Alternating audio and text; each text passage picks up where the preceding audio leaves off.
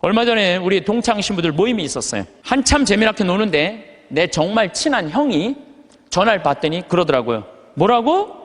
죽었다고? 아씨, 왜 죽어? 좀만 기다리지. 아씨, 내가 찾아가려고 그랬는데 왜 죽었어? 장례미사가 언제야? 그렇게 묻더라고요. 월요일 날 전화를 받았으니까 수요일 날 수원 모전동 성당에서 장례미사라고 알아서 그래 딱 끊더라고요. 그래서 내가 너무너무 존경하고 좋아하는 형이길래 형 신부를 형, 경남 형 무슨 얘기야? 그랬더니 유일하게 대자가 한 명이 있는데 위암 말기였대요. 4기.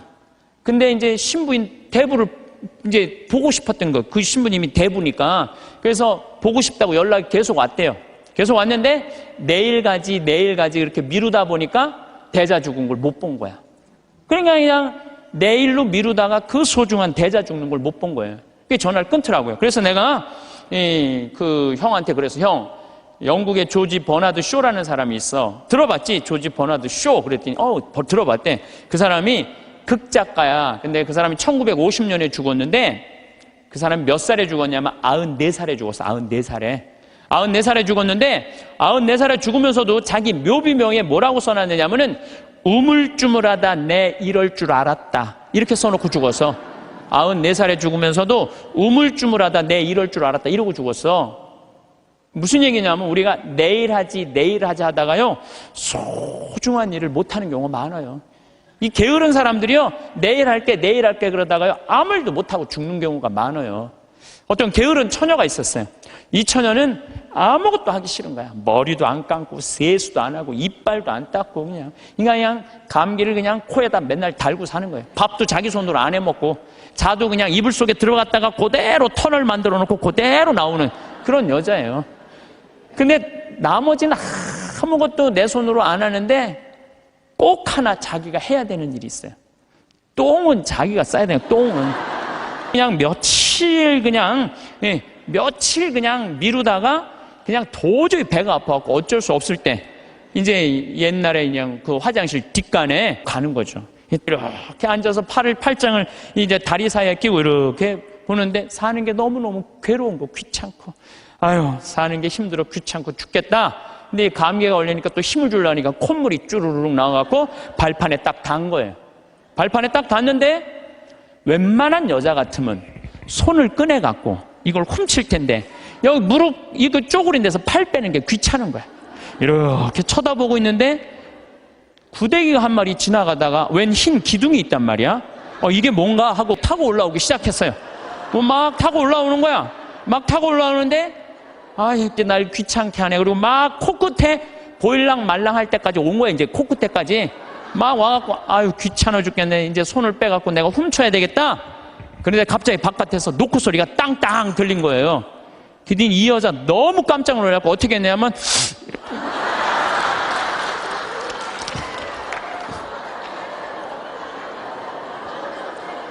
우물쭈물하다가 그러는 경우 참 많아요. 우물쭈물하다가 큰 코 닥치는 사람들 많아요.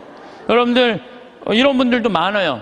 성당 나가 나중에 나갈게. 내가 좀 더 늙으면 나갈게. 그러다가 성당 나가서 회개도 안 하고 정말 하느님 만나지도 않고 그러다가 갑자기 죽는 경우 많아요.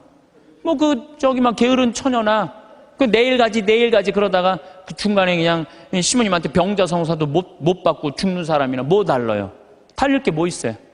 우리 생태마을에는 이제 그 여름에 환경 피정을 해요. 전국에서 70개 성당이 와요. 그럼 애들이 한 3,000명 정도 와요. 그럼 2월 달에 예약이 끝나요. 그럼 어떤 성당은 2월 달부터 계속 답사 와요.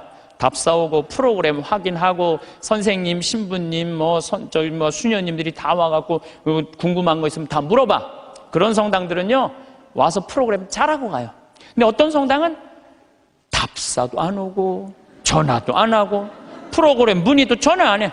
6월달, 7월달 하기 전에 6월달에 오리엔테이션을 해요. 전국에 있는 성당에 다 오라고 그래갖고 하루. 그래서 프로그램 다 답사식 그것도 안 와.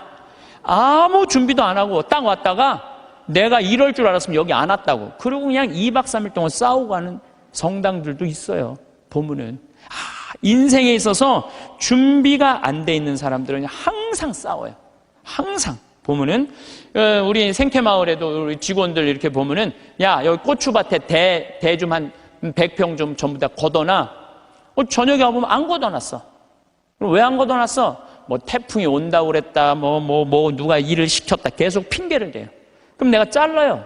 게으른 사람은 어떻게 했어요? 자르면 또 우린 대개 서울, 경기도에서 이제 다 취직을 해갖고 하잖아요. 집에 가갖고는 또 뭐라고 그러냐면 그 생태마을 망해야 된다고 그런 데는 막, 예. 꼭 게으른 사람들이 남 핑계를 많이 대요. 마태복음 24장 45절에 보면 충실한 종과 불충실한 종 얘기가 나와요. 주인이 자기 종에게 집안 식솔들에게 제때 양식을 내줬는데 그렇게 하는 슬기로운 종이 있는가 하면은 주인이 늦게 오려니 하고 술 먹고 이래갖고 주인이 갑자기 어느 날 와서 당황한다 이거죠. 그러니까 여러분들 우리가 인생을 살 때는 항상 부지런해야 돼요. 그러니까 여러분들 앞으로 5년 후에 내가 뭘 할 거다, 10년 후에 뭘 할 거다, 20년 후에 뭘 할 거다, 30년 후에 뭘 할 거다, 이거 계획 서 있어야 돼요, 안 서 있어야 돼요? 서 있어야 돼요. 그런데 그냥 아무 계획 없는 분들, 여기 지금 50에 은퇴해갖고 나는 아무 계획이 없다. 그러면은 50에 은퇴하면은 죽어요, 안 죽어요? 그 죽으면 너도 편안하고 나도 편안하고 대한민국 다 편안한데 안 죽어요. 50이 넘어서 100살까지 안 죽는 거. 50년 동안 아무 계획이 없는 사람들은 게으르게 살 수밖에 없어요. 여러분들, 우리나라가 지금 100살 이상이 몇 명이냐면 13,400명이에요. 100살 이상이. 근데 더 놀라운 건 뭔지 아세요? 3년 전에 내가 100살 이상 넘은 사람들 조사를 했을 때 몇 명이냐면 2,400명이었어요. 2,400명. 3년 사이에 10,000명이 늘은 거, 10,000명이. 안 죽고 10,000명이 그대로 3년 사이에 10,000명이 늘은 거예요. 지금 90살에서부터 100살까지는 몇 명이냐면 13만 4천 명이에요. 13만 4천 명. 그런데 80살에서부터 90살까지는 몇 명이냐면 97만 명이에요. 97만 명. 근데 70살부터 80살까지 몇 명이? 270만 명, 273명. 그래서 65세 이상이 몇 명이? 613만 명, 613만. 근데 이분들이 안 죽고 그대로 가는 거예요, 이제. 안 죽고 그대로 가는데 계획이 있어요, 없어요? 계획이 없는 거예요. 이거 큰일이에요. 저는 제가 신학교 때 무슨 세미나를 했느냐 하면은 30년 전 얘기예요. 신학교 때 무슨 세미나를 했느냐면은 앞으로 주 5일째가 되면은 사람들 성당 안 간다. 토요일 날, 일요일 날 놀러 나가지 성당 안 간다. 그리고 한두 번 놀러 나가다 보면은 특히 천주교는 고해성사 봐야 되고 귀찮으니까 냉담길로 들어선다. 프랑스 예를 들었어요. 프랑스는 신자가 95%인데 미사 참여는 8%밖에 안 돼요. 90%가 성당 안 나가는 거야. 우리 한국 천주교도 그 꼴이 올 거다. 그런 세미나를 했었어요. 그래? 만약에 그렇다면은 내가 신부가 될 때는 나는 이렇게 해야지. 시골에다가 아름다운 데다 집 줘놓고 토요일 날, 일요일 날 클리 놀러 와라. 클리. 놀러 와서 거기서 미사 참여도 하고 교육도 받고 찬양도 해자. 그래갖고 저는 신학생 때부터 생태마을 꾸밀 걸 생각을 했었어요. 그때부터 나는 공부도 하고 책도 읽고. 그래서 신부 되자마자 저는 땅 보러 다녔어요. 돈이 한 푼도 없는데도 30억짜리 50억짜리 땅 보러 다녔어요. 진짜로. 근데 한 15년 전에 교구에서 평창에 땅이 있으니까 쓰라고 저한테 허락을 했어요. 그래서 저는 15년 전부터 생태마을을 꾸민 거예요. 쫙 꾸몄죠. 이제 지금 거의 이제 제가 이제 신부된 지 20년이 넘었는데 우리 생태마을을 20년 동안 꾸며놓으니까요. 너무 행복한 거예요. 막 봄에는 마로니에, 자기나무, 그 다음에 벚나무, 별꽃이 다 피는 거예요. 참 아름다워요. 요즘 가을엔 또 단풍이 그냥 기가 막혀요. 그러니까 여러분도 한번 생각을 해봐요. 여러분도 한 5평짜리 내가 정원을 꾸며놨을 때 그 이 정원이 이쁘면 행복해, 안 행복해요? 근데 내 정원은 15,000평이야, 15,000평. 15,000평이니까 나는 그걸 보고 있으면요. 너무 행복한 거예요.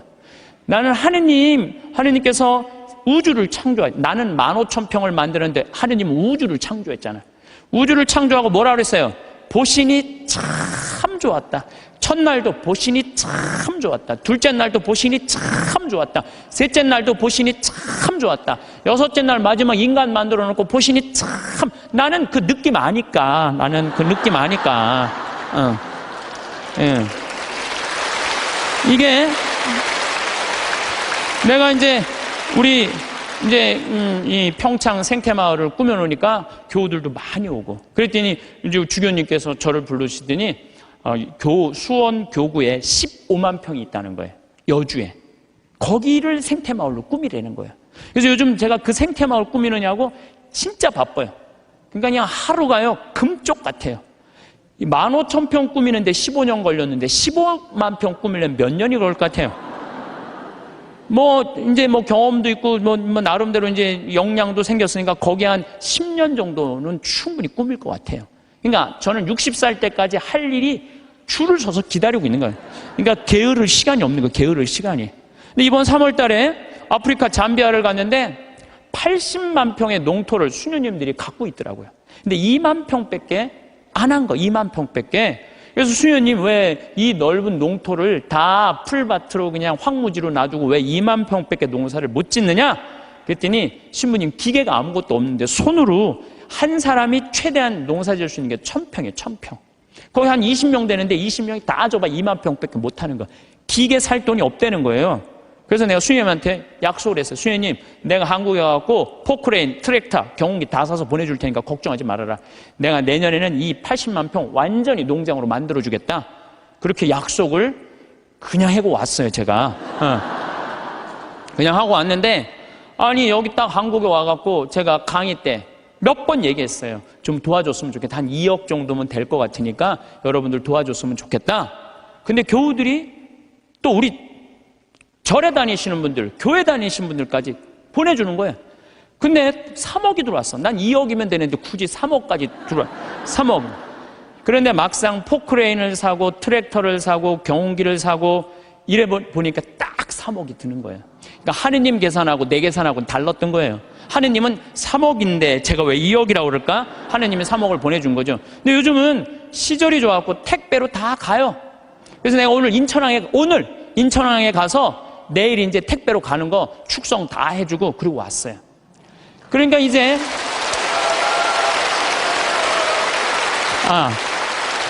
이거는 제가 박수를 받아야 될 게 아니고 정말로 함께 해줬던 그 많은 분들 1,000만 원씩 봉헌해 주신 분들이 받을 박수예요. 저는 아무것도 한 게 없어요.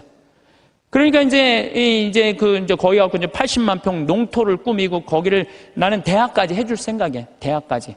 그 대학까지 만들어주려고 생각을 해보니까 또 한 10년은 내가 그러니까 난 70살 때까지 일이 기다리고 있는 거예요. 70살 때까지. 우리 신부들이 70에 은퇴하거든요. 근데 은퇴하기 전까지는 나는 일이 기다리고 있는 거예요. 게으르지 않을 수 있는 거죠. 그럼 이제 70살 넘어서는 뭘 할까? 우리 동창 신부들끼리 모여갖고, 야, 우리가 70살이면 지금 70에 은퇴하라고 그러는데 70이면 지금 다 아저씨 같잖아요. 그렇죠? 그럼 70에 우리 뭐 할까? 그래갖고 우리 신부들끼리 모여갖고 한 얘기가 그 얘기야. 야, 우리 70 넘으면 있잖아. 적어도 신부 생활 한 30년, 40년 하면은 하느님하고 거의 친하니까 반 귀신이다. 반 귀신 되니까 우리 커피숍 하자. 커피숍에서 커피 마시러 오는 사람들, 정말 힘들고 고통스러운 교우들 얼마나 많으냐. 근데 본당 신부님 바쁘니까 면담도 못하고 커피 타주면서 면담하면 앉아서 면담해주고, 우리 동창이 20명 되니까 하루에 돌아가면서 해봤자 일주일에 하루만 나가서 일하면 되는데, 우리 요즘은 4주8자 커피숍도 많더라. 야, 우리 신부들도 은퇴해갖고 그거 해주자. 제가 그런 얘기 해요. 우리가 죽을 때까지 계획이 있어야 돼요. 계획이 없으면은요, 우리의 삶이 너무너무 힘들어요. 우리의 삶이. 여러분들은 무슨 계획이 있으세요? 내가 지금 50, 60대 갖고 남은 30년, 40년 어떻게 살 계획 있으세요? 없으세요? 만약에 없다면은요, 게으른 처냐고 별반 다를 게 없어요. 지금 바로 지금 다가오고 있어요. 근데 아무 일도 안 하고 있으면 문제가 많은 거예요. 그리고 내가 그 요양병원 의사가 나한테 해준 얘기예요. 70살 먹은 딸이 93살 먹은 엄마한테 요양병원에 와갖고 뇌졸중으로 쓰러진 엄마한테 와갖고 밥을 먹이면서 한 숟갈 먹일 때마다 죽어 그러더래요. 그래서 왜 엄마한테 밥을 먹으면서 그러느냐? 그랬더니 70살 먹은 딸이 하는 얘기가, 의사 선생님 내 말 좀 들어보라고, 엄마가 91살 때 뇌졸중으로 쓰러졌다는 거예요.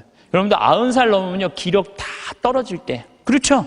거기에 뇌졸중까지 쓰러지면은 길게 살아야 6개월, 1년이에요. 그래서 자식들이, 자식이 75, 73, 70, 그 다음에 68이라는 거야. 그 자기네들도 자식한테 매달려 사는데 그 90살 먹은 엄마 어떻게 모시냐. 병들은 엄마.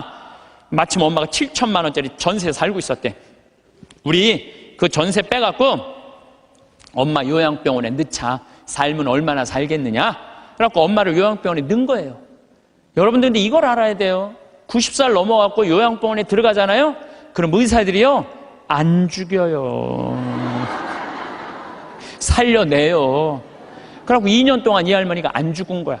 그러니까 7천만 원을 다 쓴 거야. 다 쓰고 난 다음에 이제 병원비를 안 내니까 모시고 가라.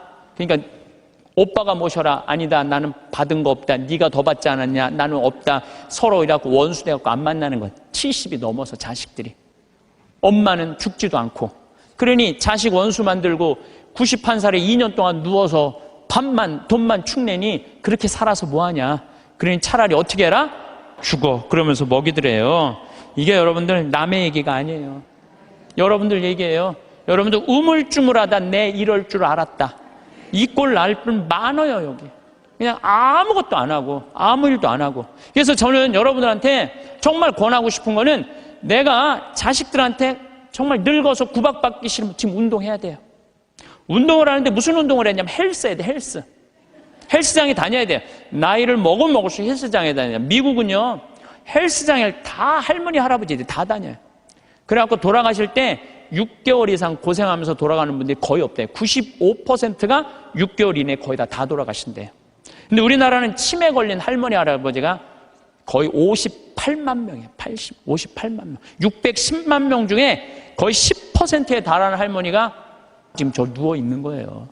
그러니 그 가족들이 미쳐요, 안 미쳐요? 미치는 거예요. 그러니까 여러분들도 내가 지금부터 삶의 계획을 잘 짜셔야 돼요. 내가 이렇게 살아야 되겠다, 저렇게 살아야 되겠다. 이런 계획이 없으면요 참 힘들어요. 요즘 저는 중국을 이렇게 보면요 걱정돼요. 여러 가지로 걱정돼요. 그러니까 중국이요 저는 하느님을 믿지 않아서 반성을 하지 않는 나라예요. 쉽게 말하면 회개하지 않는 나라예요. 얼마 전에도 제가 그 중국에서 올린 동영상 유튜브를 봤는데 길 가면서 이렇게 소매치기 할아버지가 잡았어요. 그랬더니 잡았다고 그 할아버지를 길에서 때리는데 한 명도 모르는 척하는 거예요. 한 명도 말리는 사람이 없는 거예요. 중국 사람들은 남 일을 관여하지 않는데요. 관여했다가는 더 큰 화를 입어서 양심이 완전히 없는 거죠. 돈만 벌으면 뭐예요? 요즘 중국이 돈 잘 버는데 이게 회개하지 않으면은 회개하지 않는 나라 또 있잖아요. 일본도 똑같은 나라예요. 제가 보기에는. 예. 그래서 우리가 정말로 회개를 하고 살아야 된다. 제가 평택에 처음에 32살 때 본당 신부로 나갔을 때 교우들이 거의 4,000명이 넘었어요.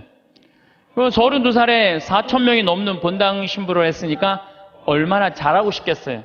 주일날 미사가 끝나면은 대미사 한 1,000명 정도 미사 참여를 왔어요.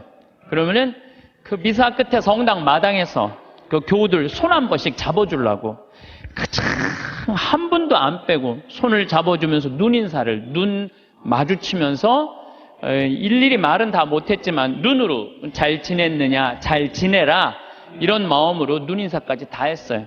그런데 어떤 경우는 또 교우가 손을 붙잡고 지난주에 뭐 우리 집 애가 아파서 병원에 갔다 왔다 뭐 이런 얘기를 하면 또 그 얘기 들어줘야 되잖아요. 그래갖고 이렇게 제가 이렇게 얘기를 들어주면서도 귀는 그분 얘기를 듣고 눈은 지나가는 분들 계속 인사를 이렇게. 그래서 저는 제 나름대로 최선을 다해서 교우들 사랑의 마음을 전했다고 생각을 했어요. 근데 다음 주에 고해소에 들어와갖고 자매 하나가 막 우는 거예요. 신부님 왜 나를 무시하느냐?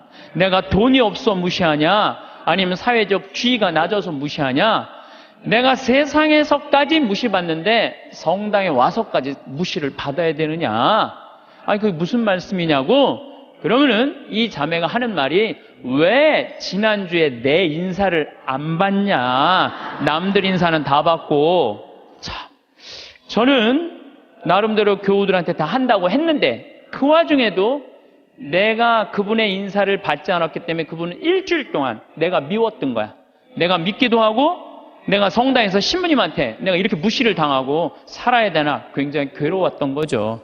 그래서 내가 그 고해 성사에 머리를 뒤찌고 하는 말이 있어요.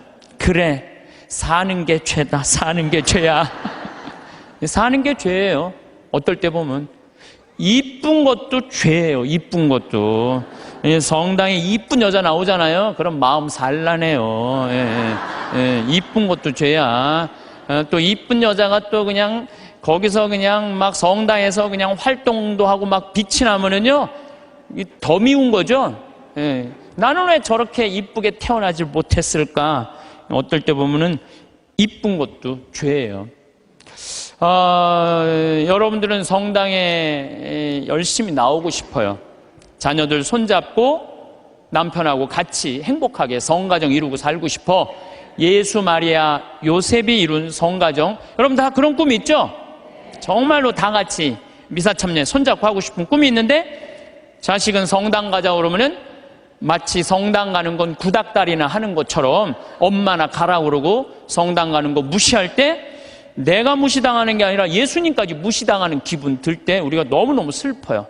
그런데 그런 조그만 죄들이 쌓여서 제 생각에는 큰 죄가 되는 것 같아요. 조그만 죄들이. 나는 착하게 살고 싶은데 세상이 가만 놔둬요, 안 놔둬요? 가만히 안 놔두잖아요.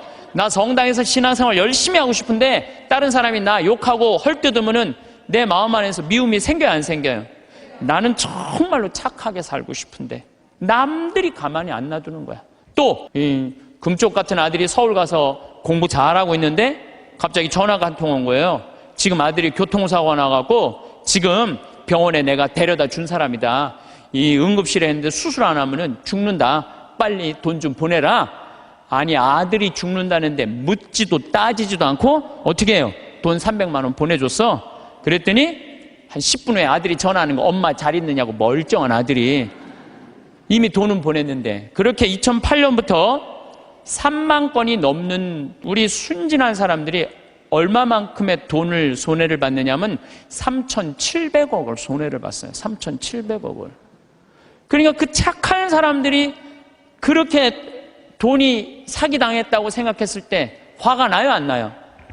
화가 나요. 착하게 살고 싶은데도 세상이 가만히 놔두지 않는 거예요. 근데 여러분들, 여기 계신 여러분들 대부분이 착하게 살고 싶은 분들일 거예요. 그러니까 이 시간에 여기 나왔겠죠. 한번 착하게 살아보고 싶은 의지가 있는 분들 아니에요. 근데 남을 죄짓게 하는 사람들은 반드시 하느님께서 거기에 응당한 대가를 치른다고 예수님이 말씀하시잖아요. 예수님께서 이런 말씀을 하시죠. 남을 죄짓게 하는 일이 일어나지 않을 수는 없다. 참 중요한 말을 해요. 우리가 세상을 살면서 남을 죄짓게 하는 일을 안 일어날 수는 없다. 그러나 불행하여라.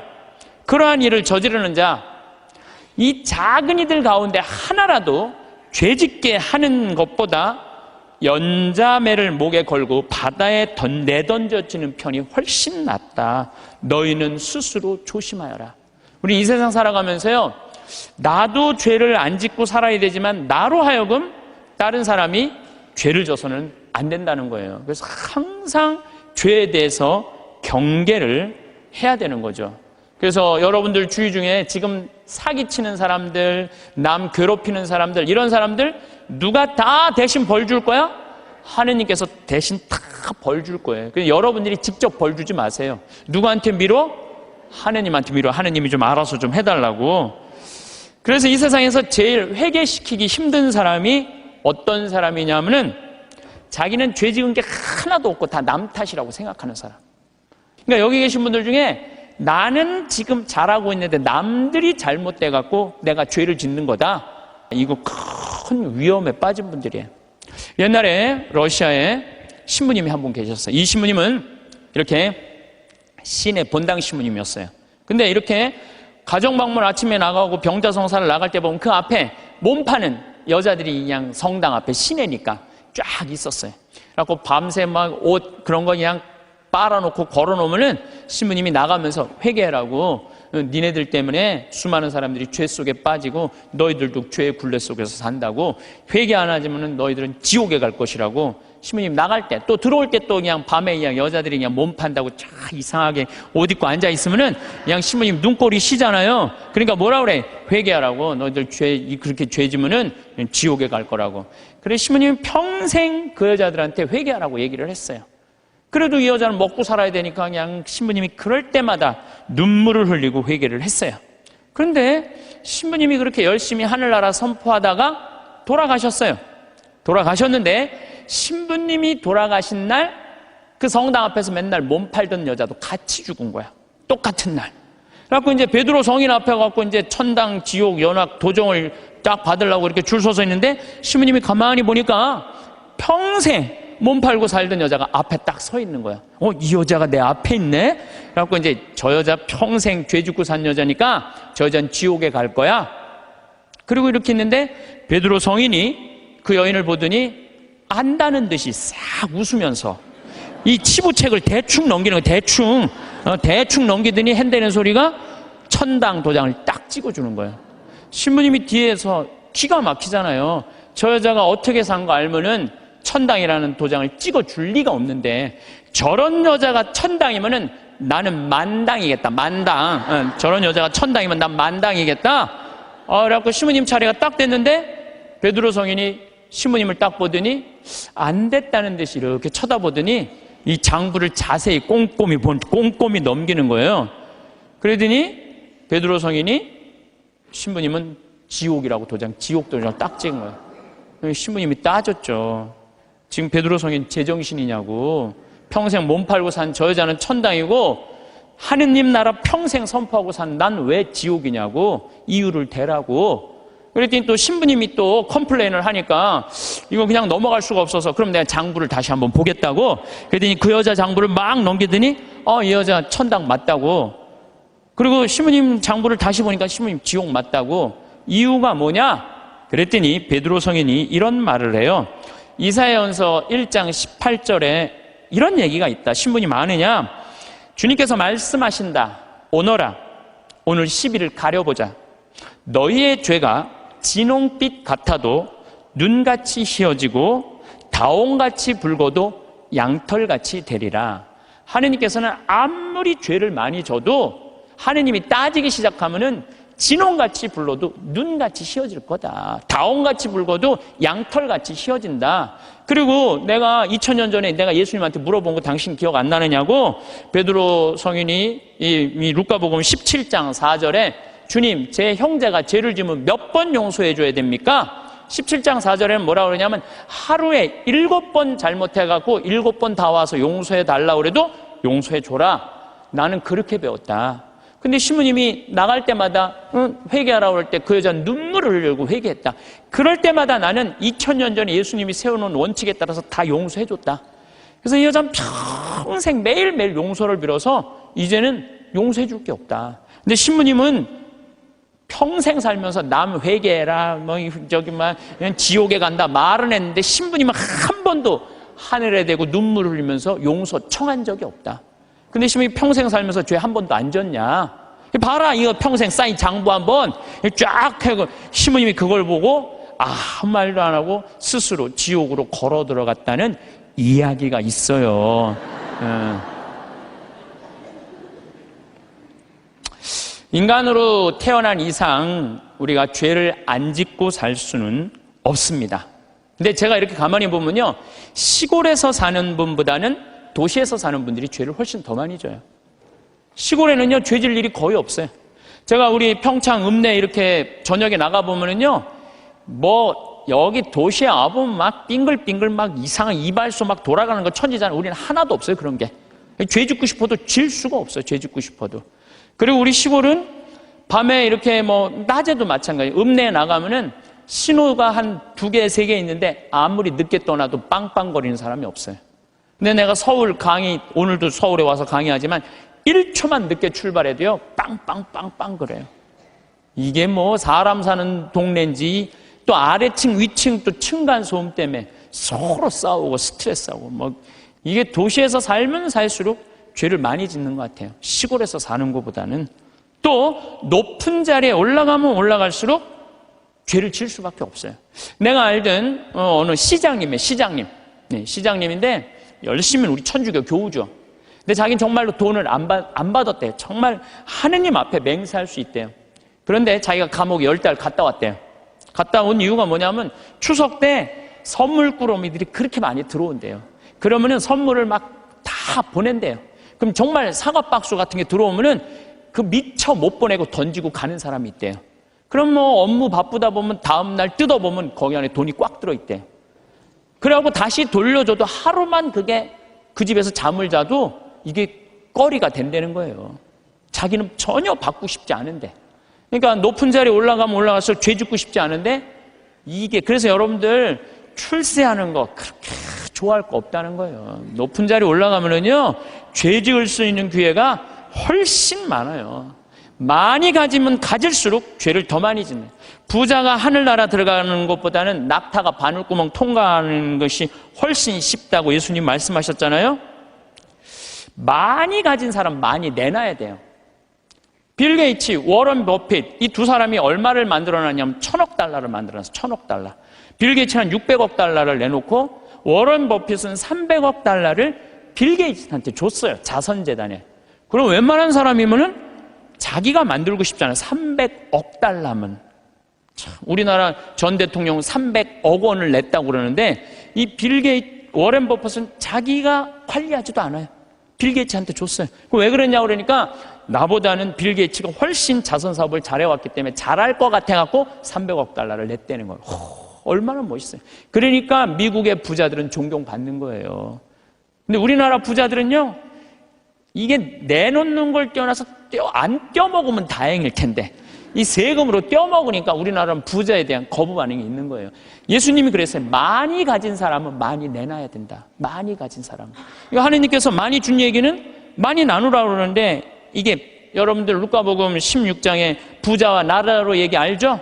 부자는 잘 먹고 잘 살았어. 하다못해 나자로 떨어지는 부스러기도 개가 나자로 종기 핥았어요.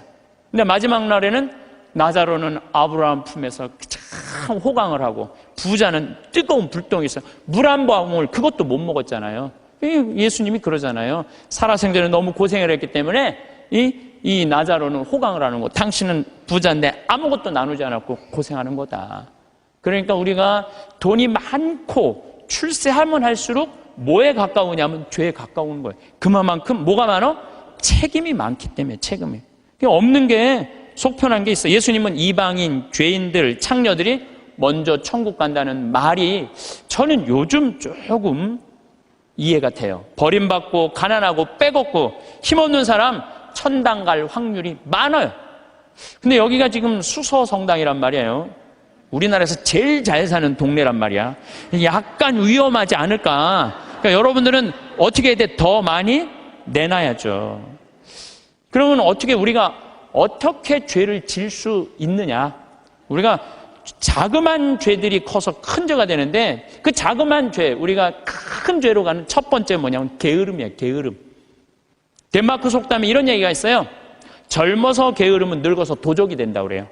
사도 바오로가 데살로니가 후서 2서 3장 16절에서 15절에 이런 얘기를 해요. 무질서하게 살아가면서 우리에게서 받은 전통을 따르지 않는 형제는 누구든지 멀리 하십시오. 우리는 여러분과 함께 있을 때 무질서하게 살지 않았고 아무에게서도 양식을 거저 얻어먹지 않았으며 오히려 여러분 가운데 누구에게도 폐를 끼치지 않으려고 수고와 고생을 하며 밤낮으로 일하였습니다. 사도 바오로도요, 하느님을 전하면서도 교우들한테 폐 끼치기 싫어갖고 어떻게 밤낮으로 금을 짜는 일을 했다는 거예요. 금을 짜는 일. 사람은요, 일을 해야 돼요. 일 안 하는 사람들이 다 남 탓하고 남 비난하고 이러는 사람들, 일 안 하는 사람들이 사실 우리는 여러분 곁에 있을 때 일하기 싫어하는 자는 먹지도 말라고 거듭 지시하였습니다. 일하기 싫어하는 사람은 먹지도 말라 이거예요. 그런데 듣지 않니 여러분 가운데 무질서하게 살아가면서 일은 하지 않고 남의 일에만 참견만 하는 자들이 있다고 합니다. 일 안 하면 할 일이 없는데 뭐 할 것 같아요? 참견하는 거예요. 여러분들 50, 60 넘어갖고 부부싸움 왜 하는 줄 알아요? 남편들하고 부부싸움 왜 하는 줄 알아요? 할 일이 없으니까. 할 일이 없으니까 싸우는 일밖에 없는 거예요. 그냥 아내 뭐 반찬을 왜 이렇게 했느냐, 청소를 이렇게 했냐, 그냥.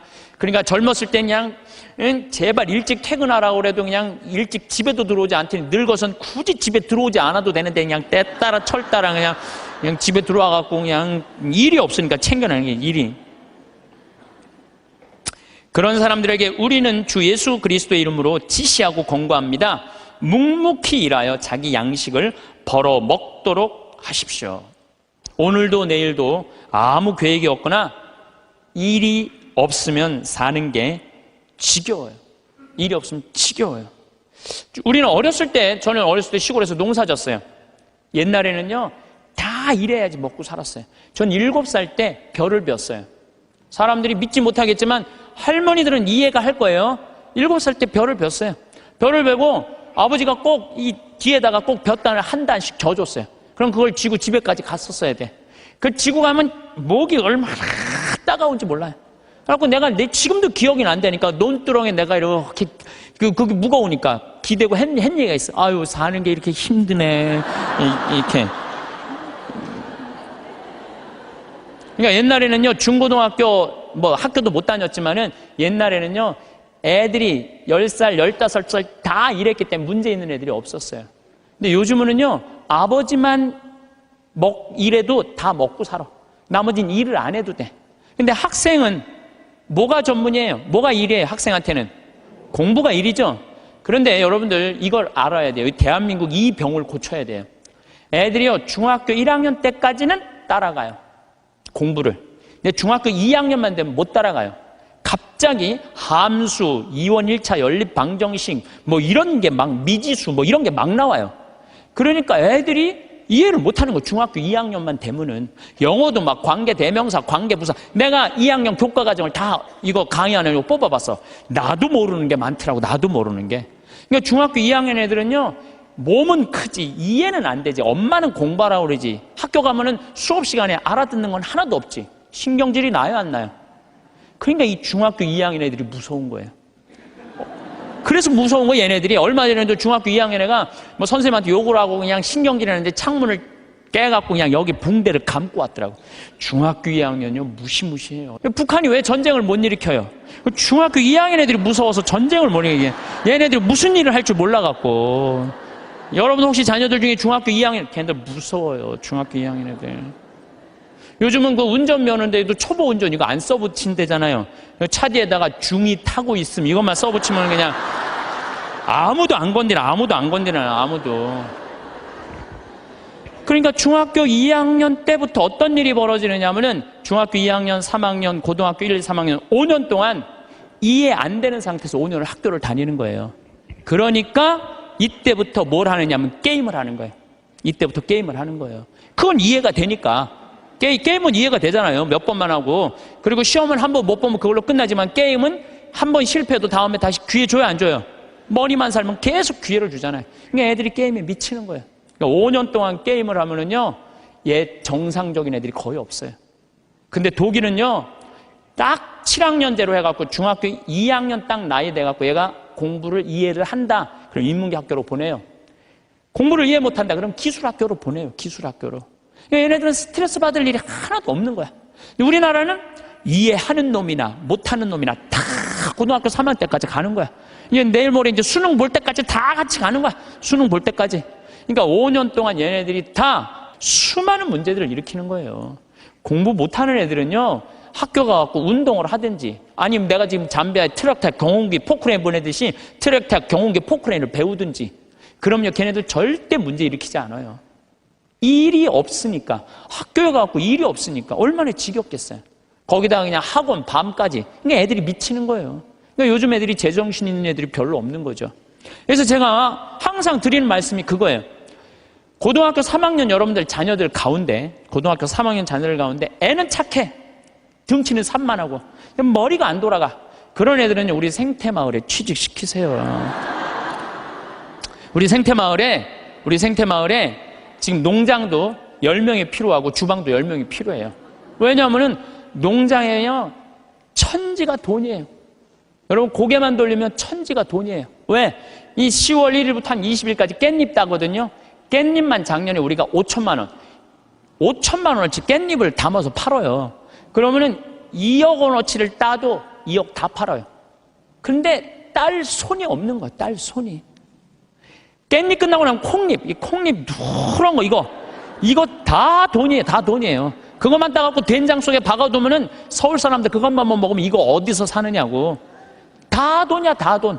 근데 뭐가 일이 없다는 거예요. 내가 우리 수원교구 주부에다가도 고등학교 3학년 아이들 중에 튼튼한 아이들, 수능 시험 못 본 애들, 이런 애들, 착한 애들, 이런 애들 취직 원서 내라고 내가 수없이 지금 내도 고등학교 3학년 졸업한 애들은 한 명도 없어요. 뭐냐면 내 자식만은 농사 안 시키겠다 이거예요. 내 자식이 여기서 빈둥거리고 놀아도 끝났는데도 엄마들은 꿈을 포기하지 않는 거예요. 대한민국의 불행이 여기 있는 거예요. 거기서 그냥 원서만 넣어갖고 대학 들어가 봐요. 그럼 끝나고 난 다음에 취직 안 되면. 그래서 캥거루가 우리나라가 47만 명이에요.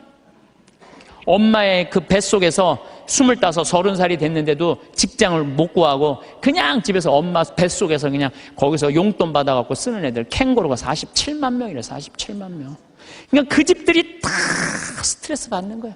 죽이느니 원수니 너 같은 걸 낳고 내가 미역국을 끓여 먹은 내가 뭐 이런 일들이 벌어지는 거예요. 저는 그래서 이런 생각이 들어요. 지금 시골에 우리가 농민들이 한 350만, 한 360만 정도 되는데 다 70, 80, 90의 나이가 취직 그 집에 다 테란이에요. 다 지금 20대들 놀고 집에서 컴퓨터 게임 이거 하는 애들 전부 다 거기 취직시키라는 거예요. 뭐 국가에서 월급도 좀 주고. 그래갖고 앞으로 블루오션은 농업이에요. 농업이 블루오션이에요. 사람이요 일을 해야지 죄를 안 져요.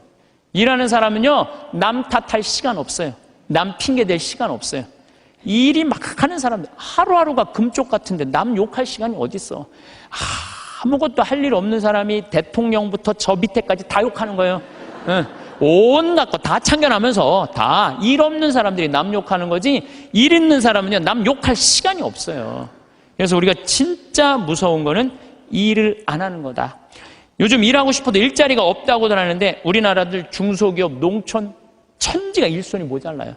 우리 형님도 뭐 큰 형님도 한 40명 정도 공장에서 데리고 일을 하는데 우리나라 아이들은요 일주일만 하면 다 내던지고 간대요.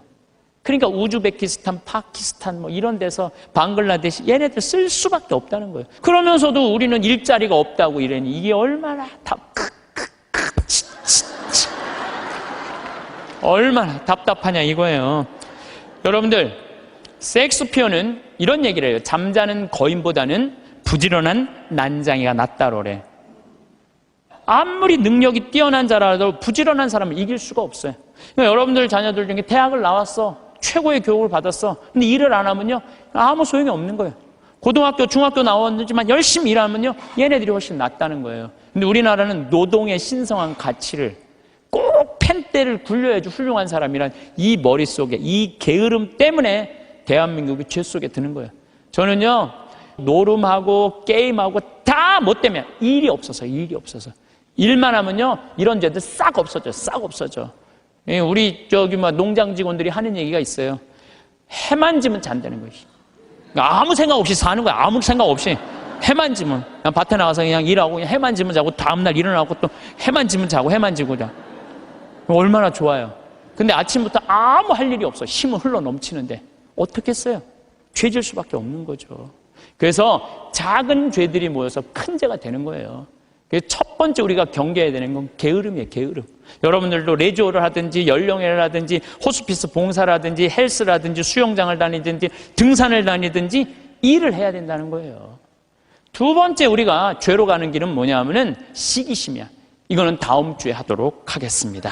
네, 감사합니다. 우리는 모두 미루며 살아왔습니다. 언젠가 시간이 나면 조금만 여유가 생기면 하겠다고 다짐했던 일들이 있습니다. 만나고 싶은 사람, 시작하고 싶었던 운동, 이루고 싶었던 작은 꿈들.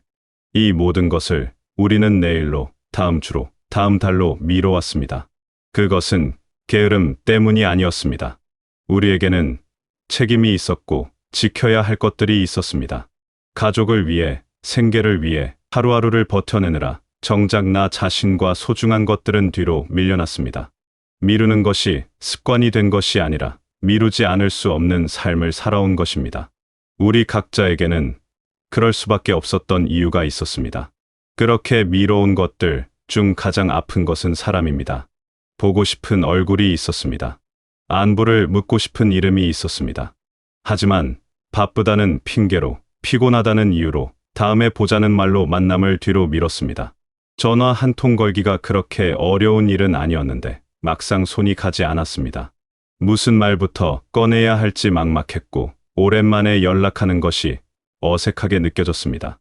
그러다 보니 연락은 점점 더 멀어졌고 마음만 무겁게 남았습니다. 만나야겠다고 생각만 하다가 결국 아무것도 하지 않은 채 시간만 보냈습니다.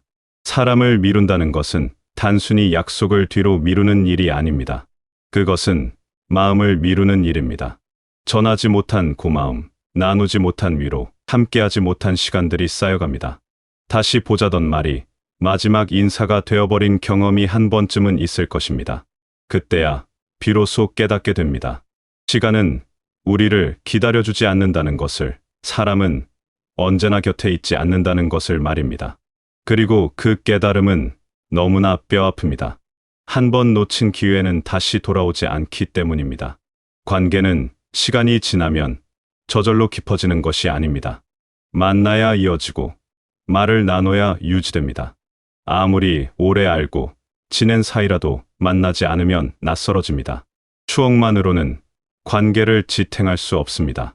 지금 이 순간 손을 내밀지 않으면 그 사람과의 거리는 점점 더 멀어질 뿐입니다. 우리가 미루는 사이 사람들은 각자의 삶을 살아가고 어느 순간 돌이킬 수 없는 거리가 생겨버립니다. 마음속에만 담아두는 그리움은 결국 후회로 바뀝니다. 운동도 마찬가지입니다. 몸을 움직여야겠다고 생각은 했지만 실행에 옮기지 못한 채 시간만 흘러갔습니다. 지금 당장 불편한 곳이 없으니 괜찮다고, 아직은 괜찮다고 스스로를 달래왔습니다. 하지만 몸은 조용히 변해갑니다. 눈에 보이지 않는 곳에서 힘이 빠지고 균형이 무너지고 유연함이 사라집니다. 그 변화는 서서히 너무나 자연스럽게 진행되기 때문에 우리는 알아차리지 못합니다. 어느 날 갑자기 계단이 힘들어지고 무거운 물건을 들기가 버거워지고 조금만 걸어도 다리가 아파옵니다. 아프지 않다는 것과 건강하다는 것은 다릅니다. 통증이 없다고 해서 몸이 튼튼한 것은 아닙니다. 병이 생긴 뒤에 하는 운동은 회복입니다. 하지만 병이 생기기 전에 하는 운동은 준비입니다. 앞으로 닥칠 수 있는 일들을 견뎌낼 힘을 기르는 일입니다. 운동은 특별한 사람들만 하는 것이 아닙니다. 살아가기 위해 반드시 필요한 생활의 일부입니다. 우리가 걷고 서고 움직일 수 있는 힘을 유지하기 위해서는 꾸준히 몸을 쓰는 것이 필요합니다. 그것은 선택이 아니라 필수입니다. 계단을 오를 때 숨이 차오르고 무거운 것을 들 때 힘이 붙이고 오래 서 있으면 다리가 아픈 것은 자연스러운 일이라고 여겨왔습니다. 하지만 그것은 자연스러운 노화가 아니라 준비하지 않은 몸이 보내는 신호입니다. 우리가 미루는 사이 몸은 조금씩 약해져 갔습니다. 그리고 어느 날 문득 예전에는 쉽게 했던 일들이 버거워진 자신을 발견하게 됩니다. 그때 비로소 후회하게 됩니다. 좀 더 일찍 시작할 걸, 좀 더 꾸준히 할 걸 하고 말입니다. 우리는 왜 이렇게 미루며 살아왔을까요? 시간이 없어서였을까요? 정말 그랬을까요? 사실 우리에게는 시간이 없었던 것이 아니라 지금의 나를 마주할 용기가 없었습니다. 사람을 만나면 외로움이 드러날까 봐 두려웠습니다. 오랜만에 만난 자리에서 달라진 내 모습을, 변해버린 서로의 모습을 확인하는 것이 불편했습니다. 예전처럼 편하지 않을 것 같고 어색한 침묵이 흐를 것 같았습니다. 차라리 만나지 않는 편이 기억 속의 좋은 모습을 간직할 수 있을 것 같았습니다. 운동을 시작하는 것도 마찬가지입니다. 몸을 움직이면 지금 내가 얼마나 약해졌는지 확인하게 됩니다. 조금만 걸어도 숨이 차고 가벼운 동작에도 몸이 뻐근합니다. 그 사실을 인정하는 것이 두려웠습니다. 시작했다가 며칠 못 가 그만두게 될까봐, 또다시 실패를 경험하게 될까봐 걱정됐습니다. 변화는 늘 불편함을 동반합니다. 익숙한 것을 벗어난다는 것은 용기가 필요한 일입니다. 그래서 우리는 현재에 머물렀습니다. 불편하지만 익숙한 이 자리가 더 안전하게 느껴졌습니다. 그래서 우리는 미뤘습니다. 내일 하면 되지, 다음에 하면 되지 하면서 오늘을 넘겼습니다. 하지만 내일은 오늘과 다르지 않습니다. 다음에도 똑같은 핑계가 기다리고 있을 뿐입니다. 미루는 것이 습관이 되면 결국 아무것도 시작하지 못하게 됩니다. 그렇게 시간은 흐르고 기회는 사라지고 후회만 남게 됩니다. 미루는 삶은 편안해 보이지만 사실은 가장 무거운 삶입니다. 하지 못한 것들에 대한 미안함과 아쉬움이 마음 한편을 짓눌러 옵니다. 이 인생을 바꾸는 것은 거창한 결심이 아닙니다. 작은 행동 하나가 모든 것을 바꿉니다. 오늘 10분만 걸어보는 것, 안부 문자 하나를 보내는 것, 만나자는 약속을 잡는 것. 이런 작은 행동들이 쌓이면 삶이 달라집니다. 완벽하게 준비될 때까지 기다릴 필요가 없습니다. 지금 할 수 있는 작은 것부터 시작하면 됩니다. 완벽하지 않아도 괜찮습니다. 서투르더라도 느리더라도 시작하는 것 자체가 의미가 있습니다. 10분 걷기가 부담스럽다면 5분부터 시작하면 됩니다. 5분도 어렵다면 집 앞을 한 바퀴 도는 것만으로도 충분합니다. 중요한 것은 시작하는 것입니다. 문자 한 통을 보내는 것이 어색하다면 짧게라도 안부를 묻는 것만으로도 의미가 있습니다. 그 작은 연락 한 번이 끊어졌던 관계를 다시 이어줄 수 있습니다. 처음에는 어색할 수 있지만 그 어색함을 견디고 나면 예전의 편안함이 조금씩 돌아옵니다. 미루지 않은 작은 행동 하나가 삶의 작은 기적을 만들어냅니다. 10분 걷기를 시작한 사람은 20분을 걷게 되고 한 달 뒤에는 자연스럽게 운동이 일상이 됩니다. 문자 한 통을 보낸 사람은 만남을 약속하게 되고 그 만남은 다시 관계를 회복시켜 줍니다. 시작이 반입니다. 아니, 시작이 전부입니다. 시작하지 않으면 아무것도 달라지지 않습니다. 하지만 작은 것이라도 시작하면 그것이 다음 행동을 이끌어냅니다. 지금 이 순간도 우리는 무언가를 미루고 있을지 모릅니다. 내일 하면 되지, 다음 주에 하면 되지 생각하고 있을지 모릅니다. 하지만 오늘 하지 않으면 내일도 하지 않게 됩니다. 다음 주에도 다음 달에도 똑같은 이유로 미루게 됩니다. 변화는 결심하는 순간이 아니라 행동하는 순간 시작됩니다. 마음먹는 것과 실천하는 것 사이에는 큰 차이가 있습니다. 실천만이 진짜 변화를 만들어냅니다. 소중한 사람을 만나는 일은 내일로 미룰 일이 아닙니다. 지금 이 순간에도 시간은 흐르고 있습니다. 오늘 만나지 못하면 내일도 만나지 못할 수 있습니다. 안부 한 통, 짧은 만남 하나가 누군가에게는 큰 위로가 될 수 있습니다. 여러분이 보고 싶어 하는 만큼 상대방도 여러분을 그리워하고 있을지 모릅니다. 먼저 손 내미는 것이 부담스러울 수 있지만 그 한 번의 용기가 관계를 되살립니다. 내 몸을 돌보는 일도 내일의 일이 아닙니다. 오늘 움직이지 않으면 내일은 더 힘들어집니다. 지금 시작하지 않으면 나중에는 시작할 힘조차 없어질 수 있습니다. 몸은 쓰지 않으면 굳어지고 움직이지 않으면 약해집니다. 하지만 조금씩이라도 움직이기 시작하면 몸은 다시 깨어납니다. 처음에는 힘들지만 꾸준히 하다 보면 몸이 반응합니다. 조금씩 가벼워지고 조금씩 편해집니다. 미루지 않는 삶은 완벽한 삶이 아닙니다. 작은 행동들이 모여 만들어지는 삶입니다. 실수도 하고 때로는 다시 미루기도 할 것입니다. 그래도 괜찮습니다. 중요한 것은 다시 시작하는 것입니다. 넘어져도 일어서고 멈춰도 다시 걷는 것입니다. 완벽하지 않아도 느리더라도 앞으로 나아가고 있다면 그것으로 충분합니다. 매일 조금씩 나아지는 것, 그것이 진짜 변화입니다. 여러분은 지금까지 잘 살아왔습니다. 책임을 다하며 주어진 역할을 묵묵히 해내며 하루하루를 견뎌냈습니다. 이제는 여러분 자신을 위한 시간을 가져도 됩니다. 미뤄왔던 것들을 하나씩 해나가도 됩니다. 늦었다고 생각할 필요 없습니다. 지금이 바로 적기입니다. 지금 시작하면 지금부터가 시작입니다. 소중한 사람에게 연락하는 것도, 몸을 움직이는 것도, 하고 싶었던 일을 시작하는 것도 모두 지금 할 수 있습니다. 내일을 기다릴 필요가 없습니다. 완벽한 준비를 할 필요도 없습니다.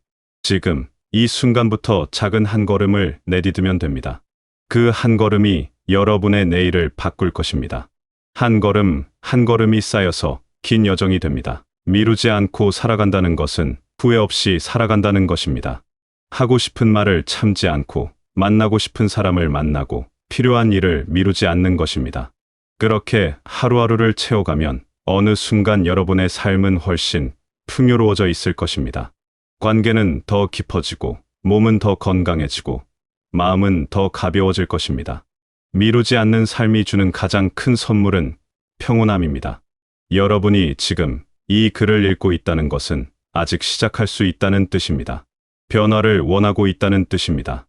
그 마음을 행동으로 옮기기만 하면 됩니다. 오늘 한 걸음, 내일 한 걸음씩 나아가다 보면 어느새 멀리까지 와 있는 자신을 발견하게 될 것입니다. 미루지 않는 삶이 주는 기쁨을 느끼게 될 것입니다. 그리고 그 기쁨은 여러분을 계속 앞으로 나아가게 할 것입니다. 소중한 사람을 만나는 일도, 내 몸을 돌보는 일도, 하고 싶었던 일을 시작하는 일도 모두 지금 할 수 있습니다. 내일이 아니라 오늘, 다음이 아니라 지금 여러분이 미뤄왔던 그 일을 시작하시길 바랍니다. 작은 행동 하나가 여러분의 삶을 바꿀 것입니다. 그 변화 속에서 여러분이 진정으로 원하던 삶을 살아가게 되시길 바라겠습니다.